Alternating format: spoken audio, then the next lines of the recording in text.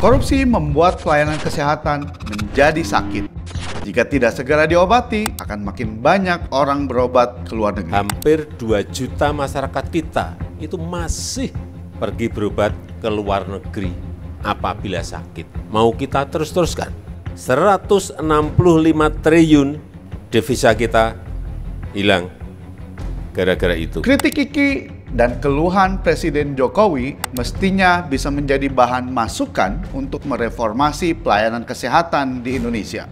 Salah satu faktor yang menyebabkan pelayanan kesehatan buruk dan mahal adalah praktik korupsi. Seperti apa praktik korupsi di sektor kesehatan terjadi? Berikut gambarannya. Berdasarkan data tren pemberantasan korupsi yang dibuat Indonesia Corruption Watch, korupsi kesehatan merentang terjadi dari pembuat kebijakan hingga penyedia layanan kesehatan seperti puskesmas dan rumah sakit. Pelaku, sasaran, dan modusnya pun beragam. Siapa saja yang menjadi tersangka kasus korupsi dalam kesehatan? Dari 5 besar, ada dari pihak swasta, ada dari birokrasi, ada direktur rumah sakit umum daerah, ada kepala dinas kesehatan, dan ada pegawai badan usaha milik daerah. Lalu, objek korupsi atau sasaran utama korupsi di kesehatan ada di mana saja? Yang paling pertama adalah alat kesehatan. Kenapa alat kesehatan menjadi sasaran utama korupsi? Yang pertama, tentu saja karena alokasi anggarannya yang paling besar.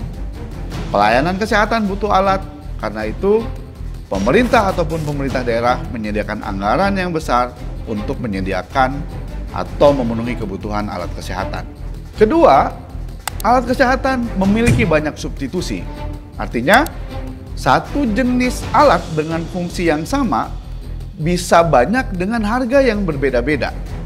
Karena itu, dalam praktik korupsi, banyak pengadaan yang pada awalnya memberikan spek yang mahal, umumnya alat kesehatan yang berasal dari Eropa, tapi pada praktiknya mereka membuat pengadaan dengan spek yang lebih buruk, dengan spek yang lebih murah. Faktor yang ketiga, asimetris informasi. Hanya orang-orang tertentu saja atau kelompok-kelompok tertentu saja yang memahami atau mengetahui dengan spesifik alat-alat tadi. Sehingga dengan mudah mereka bisa membuat manipulasi dalam pengadaan. Faktor yang keempat, lemahnya pengawasan. Karena informasi mengenai alat atau perlengkapan kesehatan yang terbatas, banyak orang yang tidak mau untuk melakukan pengawasan. Kalaupun mereka mau melakukan pengawasan, tapi mereka tidak memahami apa yang mereka sedang awasi. Selain alat kesehatan, sasaran atau objek korupsi sektor kesehatan adalah infrastruktur. Misalnya pembangunan rumah sakit, pembangunan RSUD, atau pembangunan puskesmas. Yang ketiga, biaya operasional kesehatan. Lalu juga ditemukan pemotongan insentif tenaga kesehatan, mulai dari dokter, perawat, atau bidan. Lalu seperti apa modus-modus korupsi dalam kesehatan? Yang paling banyak ditemukan adalah penyalahgunaan anggaran. Modus yang lain yang juga ditemukan di tempat-tempat yang lain adalah markup atau menaikkan biaya pengadaan atau biaya pembelian barang dan jasa seperti alat kesehatan. Yang ketiga, praktik suap, baik itu dalam proses pengadaan maupun dalam proses pelayanan ataupun dalam proses pendidikan. Yang keempat, modusnya adalah penyunatan atau pemotongan anggaran. Ini sebenarnya modus lama yang masih saja tetap terjadi dalam hal ini di sektor kesehatan. Yang kelima adalah proyek fiktif.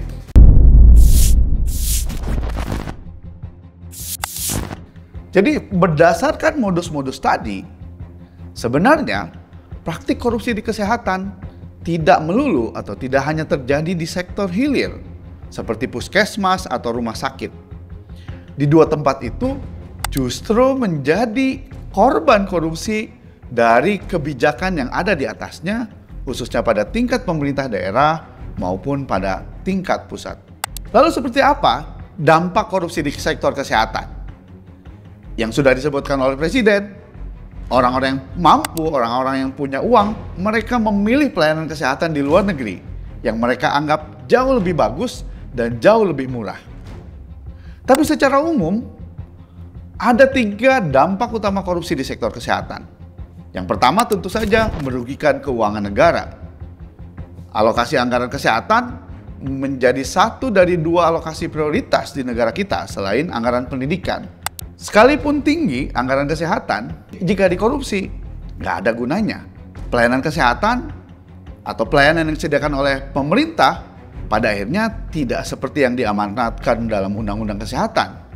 Pelayanan yang berkualitas dan bisa terjangkau oleh seluruh anggota masyarakat.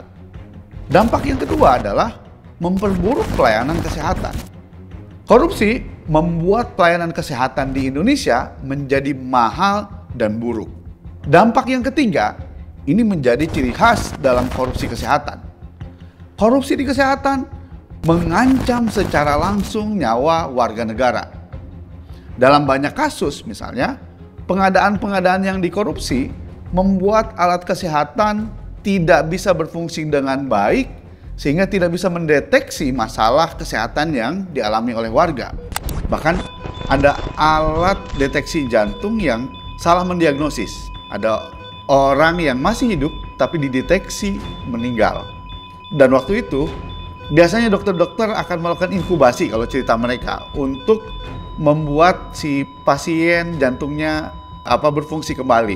Tapi ketika si pasien itu akan diinkubasi, tiba-tiba pasiennya hidup. Si dokter mengatakan kalau pasien hidup diinkubasi, justru dia akan mati. Karena korupsi, alat ini bisa langsung membunuh warga yang menjadi pasien tadi. Itu cerita yang pertama. Cerita yang kedua, misalnya pengadaan obat. Karena ingin dapat untung yang besar dengan melakukan korupsi, obat-obat yang diadakan obat-obat yang sebulan lagi mau kadaluarsa. Sehingga ketika diadakan dan didistribusikan kepada puskesmas atau rumah sakit, obat ini sudah nggak bisa dipakai. Karena kalau obat tersebut dipakai, diberikan kepada pasien, hasilnya pasien bukannya sembuh, tapi justru akan malah meninggal. Jadi ini dampak paling buruk dalam korupsi sektor kesehatan. Langsung membunuh warga negara. Nah, lalu apa yang mesti dilakukan agar praktik korupsi di kesehatan ini paling tidak bisa dikendalikan? Pertama, memperbaiki proses pengadaan barang dan jasa, gitu ya, khususnya dengan menggunakan e-katalog atau e-purchasing. Karena dengan pendekatan ini, kong-kali-kong atau manipulasi dalam pengadaan yang tadinya speknya mahal tapi kemudian realisasinya cari yang paling buruk, harganya murah, itu tidak akan terjadi atau paling tidak bisa diminimalisir. Karena seperti kita tahu, sebagian besar anggaran kesehatan itu ada di pengadaan barang dan jasa, khususnya di alat kesehatan. Nah, yang kedua, memperkuat pengawasan, edukasi ke warga, khususnya pengawasan dari eksternal ya, dari warga, itu penting.